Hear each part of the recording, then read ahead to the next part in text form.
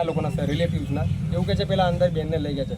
બેનની કન્ડિશન એકદમ જોરદાર રમતી. અમે હસતા અઠવાડિયાથી કમ્પ્લીટ વાતચીત કરે, નોર્મલ કન્ડિશન, ખાલી અંદર જે ઇસ્યુ હતો એ જ હતો. અને અમને 10 મિનિટ એમને મેં કીધું સાહેબ તમે દવા બવા ના આપતો, હું આવું, ખાલી મને 10-20 મિનિટનો ટાઈમ આપો, હું આવું. તો એમણે મને ગાઈડ કર્યું કે તમે ટેન્શન ના લેશો, ખાલી અત્યારે 2 ઉંચીની દવા જ આપીએ છીએ, તમે આવશો ને અંદર ત્યાર પછી અમે ઓપરેશન કરી, ત્યાર પહેલાં ઓપરેશન કરવામાં નહીં આવે. અને જેટલા મેં પહોંચતો ત્યારે લગભગ મેં રવેડ સુધી આવ્યો એટલામાં મારા પર ફોન આવી ગયો. આ લોકોને બહાર કાઢી મૂક્યા. મારા જે જમાઈ છે, જે મારા જીજાજી છે ને, એ લોકોને બહાર કાઢી મૂક્યા.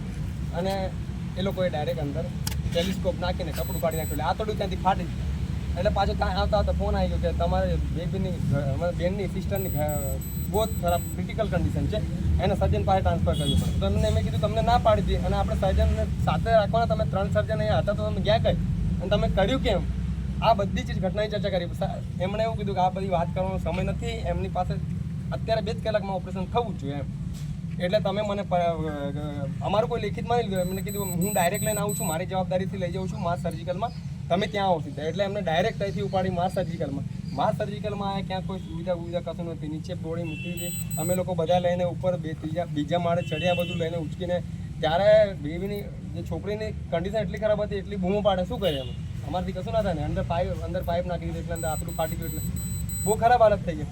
અને એ ટાઈમ પર આવ્યા ત્યાંના સર્જન જોડે, એમને જે વિજય સાહેબ કંઈ સર્જન છે એમના જોડે ખાલી 2 મિનિટ ડિસ્કસ કર્યું, અને એ સાહેબ નીકળી ગયા. મારે ત્યાં ડિલિવરીનું કંઈક પેશન્ટ છે એમ કરીને.